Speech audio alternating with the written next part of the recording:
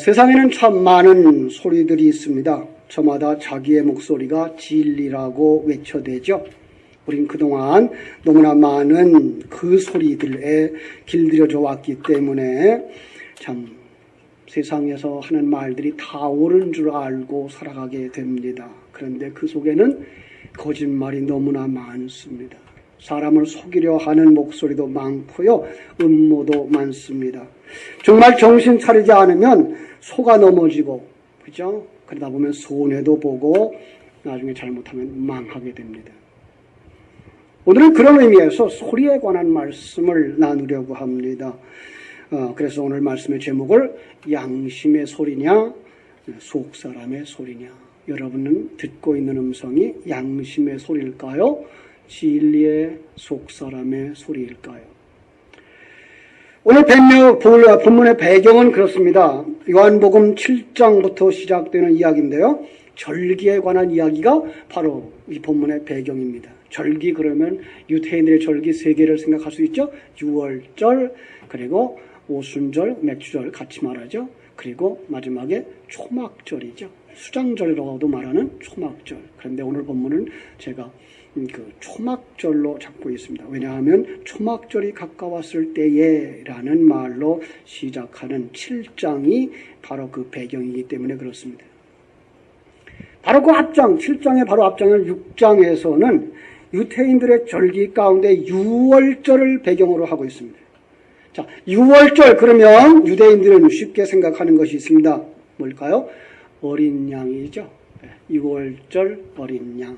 그래서 유월절 어린 양 그러면 그들은 출애굽할 때에 양의 피를 흘렸던 것, 그리고 그 양의 고기를 먹고 그리고 애굽을 떠났던 그 사건을 생각하게 됩니다.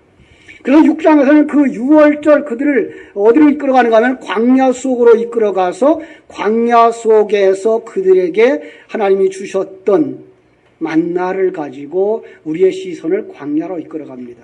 그러면서 그 광야에서 내렸던 만나가 누구였다고요? 생명의 양식이었다라고 하는 것을 알게 하려고 오병이어 사건을 통해서 5,000명 장년들만 남자만 5,000명 배불리 먹이는 사건을 이야기하고 있습니다. 그런데 제자들을 교훈하는 그 말씀 중에서 그들이 먹고 마셨던 만나와 생수는 무엇이었다고 말하죠? 영의 양식이었다. 그래서 이렇게 한마디로 얘기하죠. 내가 곧 하늘에서 내려온 생명의 떡이라. 자, 그리고 7장에 와서는 유대인들의 절기를 어떻게 지키느냐에 따라서 두 사람으로 대조를 시키고 있습니다. 자기의 유익을 위해서 절기를 지키려고 하는 사람, 그리고 하나님의 뜻을 따라서 지키려고 하는 사람을 대조시키는데요. 거기에 예수님과 예수님의 동생들이 대조를 이루고 나옵니다. 자, 여기 동생들의 요구를 한번 보겠습니다. 동생들은 뭐라 그럽니까? 초막절이 가까워오자 형인 예수님께 나가와서 얘기합니다. 형님, 형이 하는 일을 많은 사람들에게 보여주러 우리 예루살렘으로 올라가십시오. 올라가십시다. 왜요? 형님 덕분에 우리 형편 좀 펴봅시다 하는 얘기죠. 그랬더니 예수님 뭐라 그래요? 아니, 안 올라갈 거야. 그런데 올라갔어요. 성경이 참 모순돼요. 그죠? 우리 예수님도 모순돼요. 여러분, 왜 올라가지 않겠다 그러고 왜 올라갔을까요? 너희들이 원하는 그 일을 위하여서는 난 안 올라간다. 나는 하나님의 뜻을 순종하려고 올라간다. 이 말입니다. 잘 보셔야 돼요. 그런데 이런 사건이 요한복음 2장에도 또 한 번 있었어요. 그죠? 요한복음 2장은 어떤 내용이죠? 잔치집에서 포도주가 이제 떨어진 사건이죠. 오늘 우리 어제 결혼식을 이렇게 치른 우리 박상근 집사님, 김기복 집사님 이렇게 나오셨습니다만은 잔치집에 포도주가 없으면 유태인들로서는 뭐예요? 기쁨을 상실하고 장치는 끝났다라는 뜻입니다.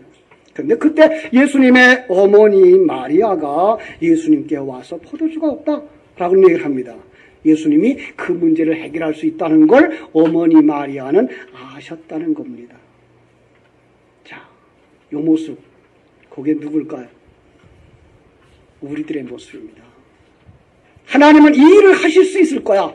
그래서 하나님께 가지고 나와서 이거 없어요. 이거 주세요. 라고 하는 이야기를 하는 겁니다. 그런데 예수님이 놀라운 메시지를 전합니다.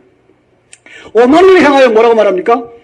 여자여. 아유, 참 예수님도 참 불효자인가 봐요. 많은 사람들이 여기서 오해를 합니다. 그리고 그걸 변명을 해보려고 그것은 뭐 황제가 황후를 부를 때 썼던 이름이다 이런 얘기를 얘기합니다. 그런데 이제 우리는 조금 알잖아요. 그죠? 여자는 누구라고요? 우리들이란 말이에요. 교회란 말이에요. 그러니까 교회에게 하는 말이 뭐예요? 그게 나와 무슨 상관이 있냐. 그러면 예수님이 상태로 돌아가서 예수님이 그 어머니에게 어머니 그게 나와 무슨 상관이 있습니까? 라고 말하면서 나는 내 때가 아직 이르지 아니했습니다 라고 말한다면 예수님이 만들겠다는 얘기예요? 안 만들겠다는 얘기예요? 만들고 싶지 않다는 얘기예요. 그런데 놀라운 건 예수님이 조금 있다가 뭐예요? 거기에 일꾼들에게 물을 떠다 부어라. 그리고 물 갖다가 잔치집에다 주어라. 이건 뭐 엉뚱한 일을 다 시켜요. 그런데 그걸 받아서 맛을 본 잔치를 주관하는 자가 놀라운 칭찬을 하죠. 야, 이렇게 좋은 포도주를 아직까지 두었단 말이냐? 다른 사람들은 좋은 건 먼저 내놓고 취하면 나쁜 거 주는 이런데 어떻게 이렇게 좋은 술이 아직까지 있었냐? 극상품 포도주가 됐다는 얘기죠. 여기서 우리는 성경 속에 모순 같으나 모순이 아닌 부분을 해석하는 열쇠를 찾을 수 있습니다. 무슨 얘기입니까? 여러분들이 여자가 원하는 것을 하는 것이 아니라 하나님은 자기 일을 하시는 하나님입니다. 자, 우리 본문으로 다시 돌아가서 그럼 예수님 초막절 지키러 올라가셨어요. 초막절 유대인들의 외식적인 행사가 있었어요. 자, 8장에 보니까 아침에 다시 성전에 들어가셨어요. 이 초막절이에요. 그죠? 아침에 다시 성전으로 들어가셨어요. 그런데 유대인들의 초막절에는 성경에 기록되지 아니한 유대인의 장로들의 유전에 의해서 하는 두 가지 행사가 있었어요. 하나는 성전 마당에다가 두 개의 큰 높은 촛불을 세우는 일이었어요. 얼마큼 높이 세우는가 하면은 대략 한 10m에서 15m 높이 된다 그래요.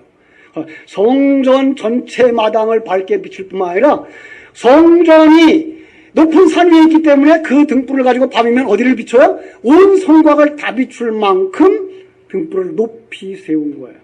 두 번째 작업이 뭔가 하면 그들은 남문 밖으로 나가서 실로암 연못에 가서 아주 황금 그릇에다가 그 실로암 물을 떠다가 성전 마당에 부어서 성전 마당에서 성전 문턱에서부터 그 제단까지 완전히 물바다를 만들어요. 일주일 동안.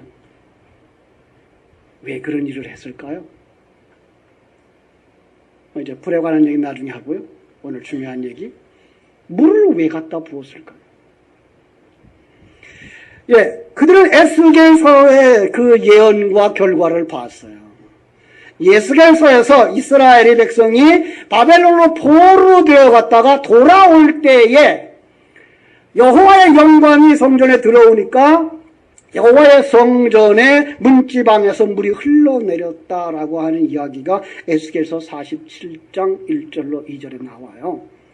그런데 바벨론 포로 생활을 마치고 그들이 돌아와서 이제 스룹바벨 성전을 세워놓고 났는데 여호와의 영광이 보이질 않는 겁니다.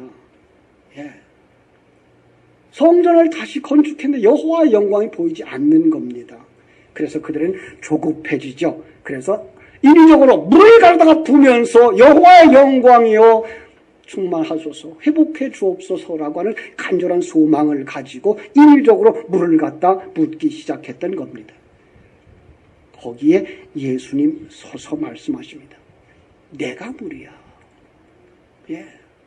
우리 한번 요한복음 7장 37절을 보십시오. 명절 끝날 곧 큰 날에 예수께서 서서 외쳐 이르시되 누구든지 목마르거든 내게로 와서 마시라.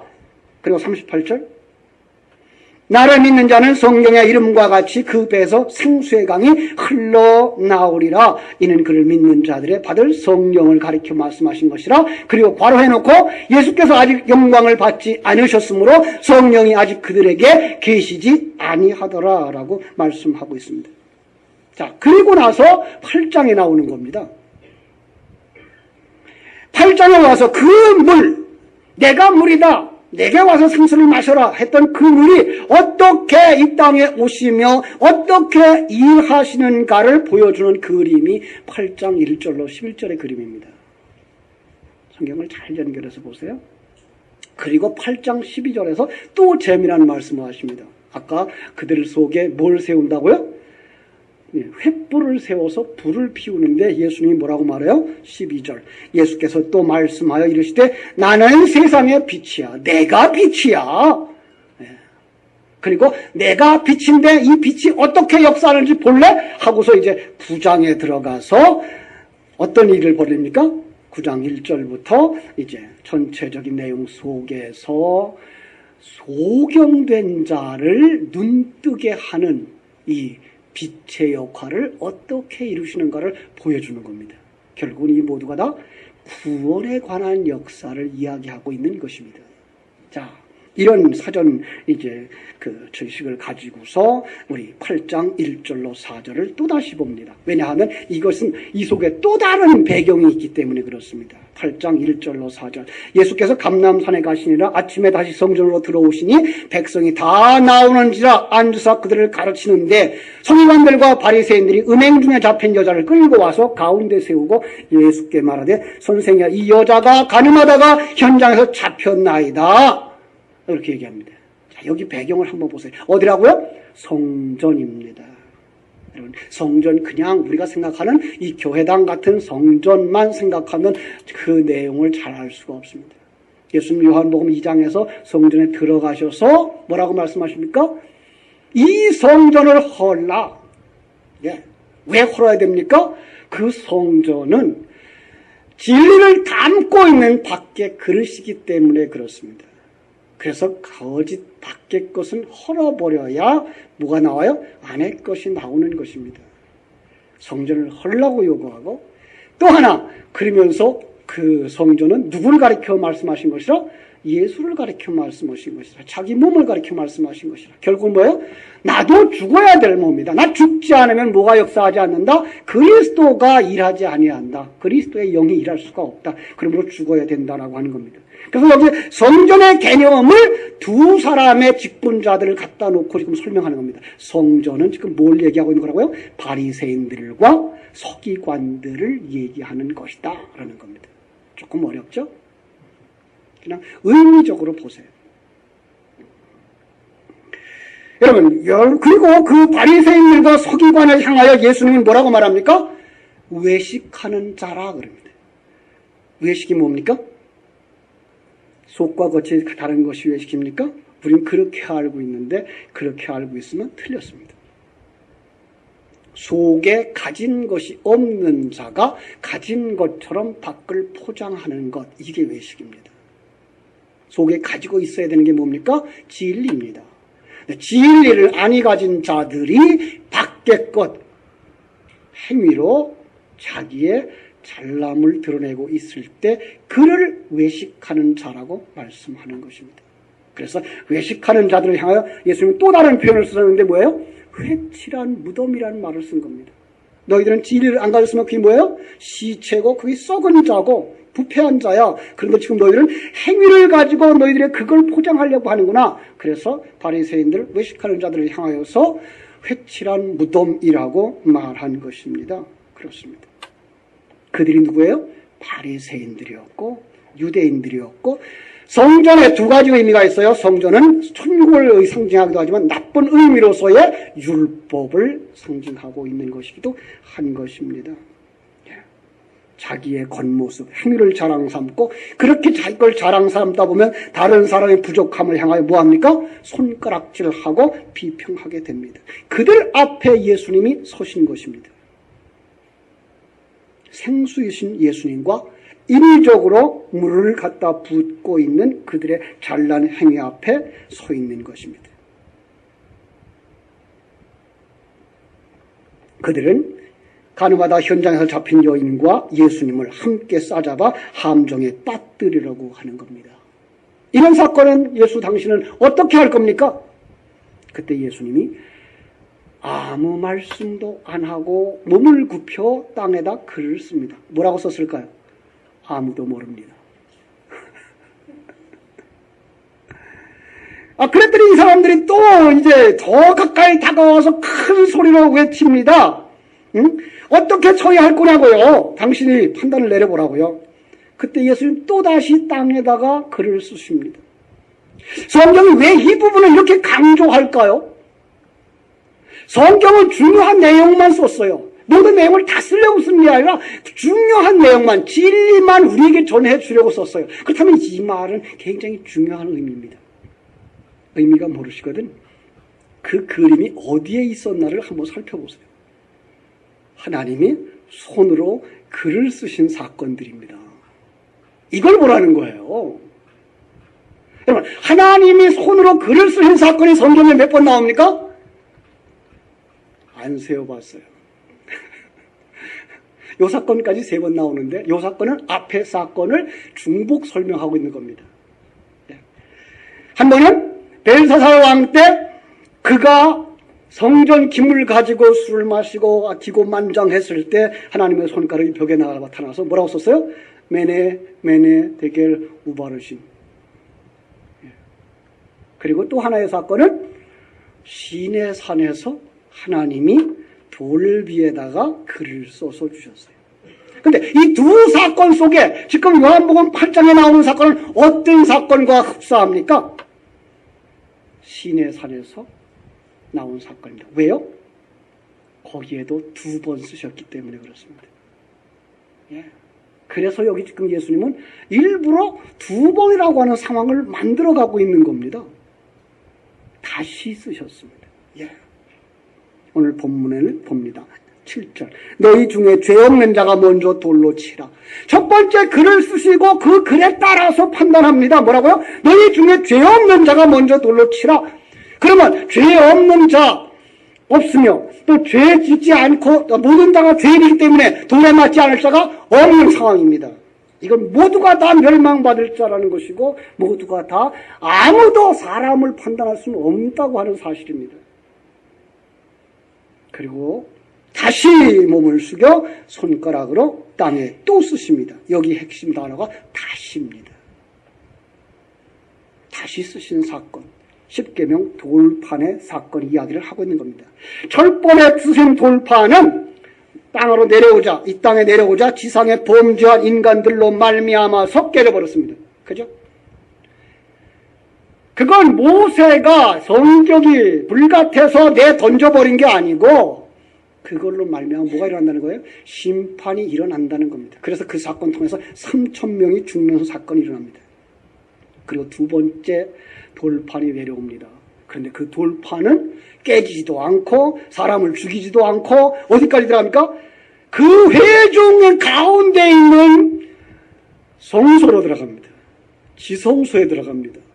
아니, 똑같은 하나님의 말씀이요, 똑같은 하나님의 돌비인데 어떻게 한 번은 충돌이 일어나서 사람을 해하고 심판하고 2번째 사건은 곱게 해결이 됩니까? 그 중간에 어떤 일이 있었습니까?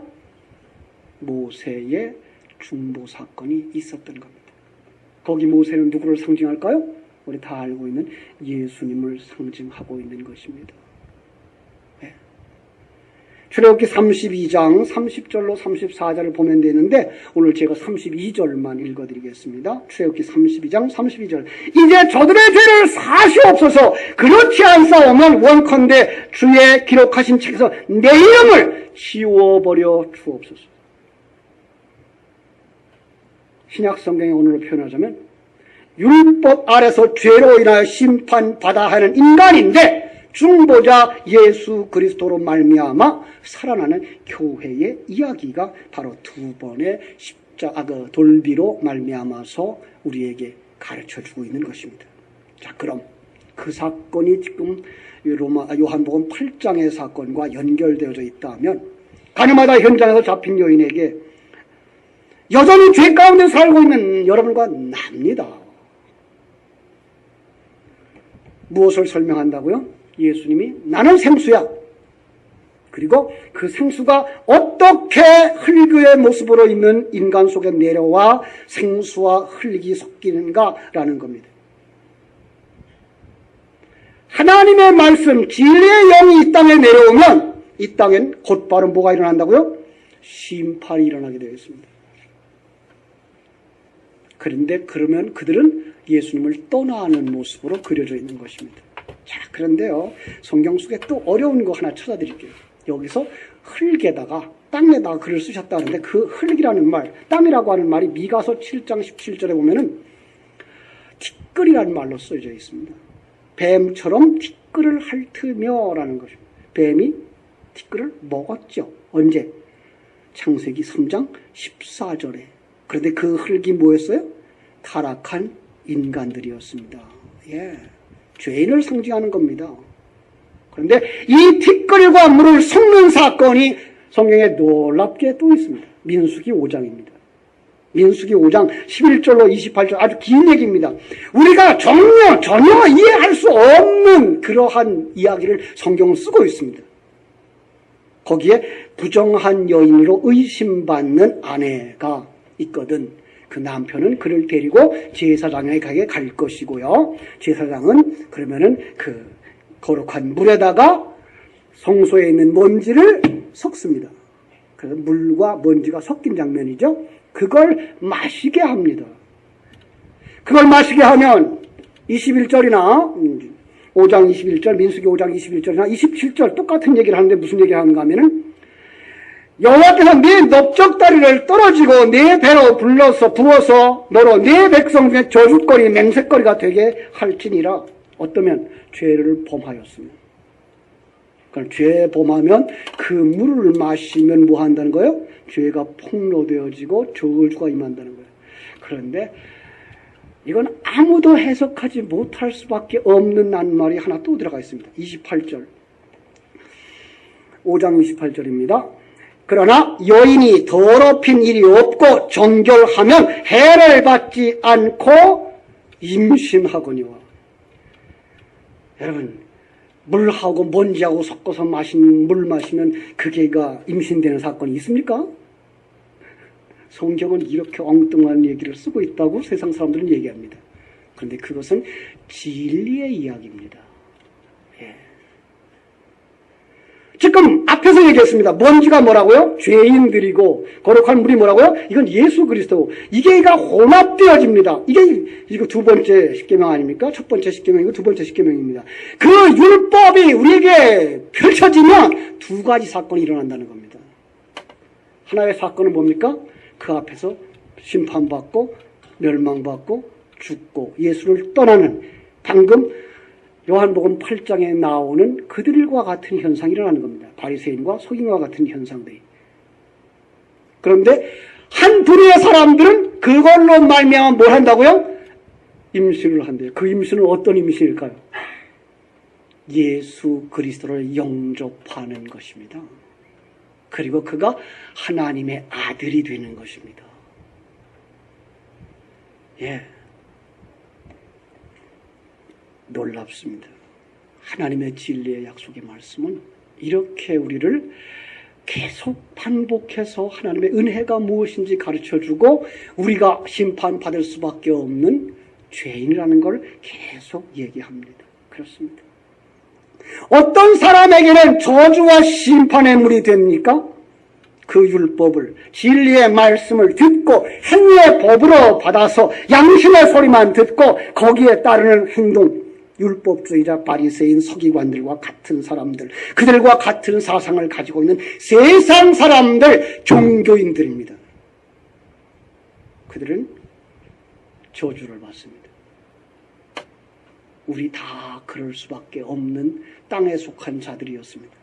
그런데 그 중에 어떤 사람들에게는 그게 생수가 진리의 말씀이 되어서 그들 속에 생명으로 잉태되어지고 그가 그때부터 십자가 지고 골고다 길을 걸어가는 겁니다. 옛사람을 부인하고 새 사람으로 완성되어 나아가는 것입니다. 그렇습니다. 그리고 마침내 하나님이 기뻐하는 아들로 완성되는 그림. 여러분, 이 말씀이 떨어질 때 여기에 그 어떤 사람들, 임신되어지고 아들로 태어난 사람들은 도망갈 수 없는 상황에 처합니다. 여러분, 현장에서, 가늠하다 현장에서 잡혔으니까 그가 어디를 도망가겠습니까? 많은 사람들 앞에 지금 나섰던 사람이 어디 가서 피하겠습니까? 그는 도망갈 곳이 없습니다. 하나님은 우리를 그 자리로 이끌어 가십니다. 아니, 다른 사람들의 눈에가 아니라 내 눈에 내 모습이 죄인이 아닌 것을 부정할 수가 없는 자로 변하는 겁니다. 예. 성령 받은 사람만 자기가 죄인인 걸 압니다. 성령 받은 사람은 그 성령이 자기 백성의 눈을 열어 주님을 떠날 수 없는 자리로 이끌어가는 겁니다. 그래서 성령 받은 사람만 자신이 죄인인 것을 철저하게 깨닫게 되는 것입니다. 그 사람은 속 사람의 소리, 하나님의 음성을 듣습니다. 여러분, 우리가 아주 쉽게 속는 것이 하나 있습니다. 양심의 소리, 그게 하나님의 음성이라고 생각을 합니다. 안 그렇습니다. 죄를 지은 사람들에게 물어보십시오. 그들은 모두 양심을 속이지 않았다고 말합니다. 우리가 보면 분명히 양심도 없는 사람 같은데 그 사람은 양심에 속이지 않았다고 합니다. 그들의 마음속에 들어가 보지 않아서 모르겠습니다만은 분명히 그들은 그 양심에 이건 옳다고 생각을 해서 행하는 것일 수가 있습니다.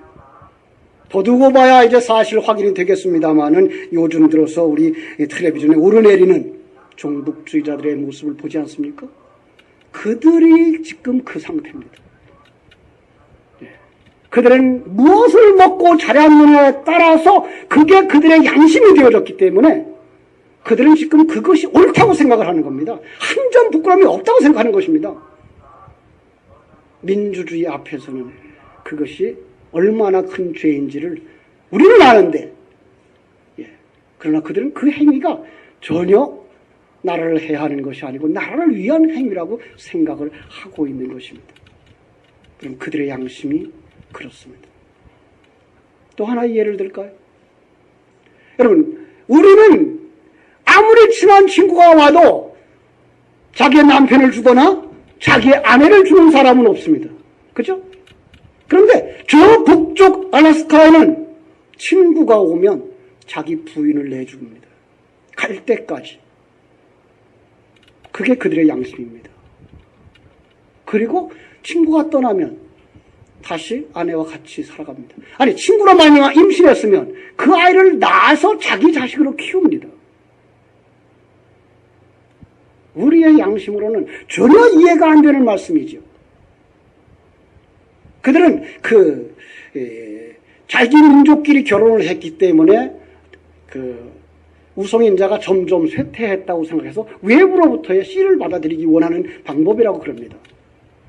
그래서 그들 속에서는 자기 부인이 외간 남자랑 외부에서 온 친구랑 합방해서 자는 것을 결코 부끄러워하지 않습니다. 그래서 악이 나는 것을 결코 부끄러워하지 않습니다. 그들의 양심이 이렇습니다. 여러분, 양심이 하나님의 음성이라고요? 여러분과 나는 어떤 환경에서 자랐느냐에 따라서 우리의 양심은 이미 바뀌어져 있습니다. 양심의 소리를 듣는 것, 그것은 하나님의 음성이 아닐 수 있습니다.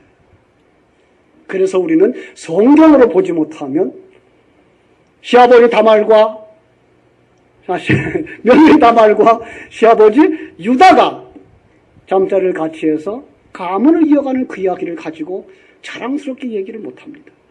그런데 그 추한, 우리 눈에 추한 모습이 어디에 올라가 있습니까? 예수님의 족보에 올라가 있습니다.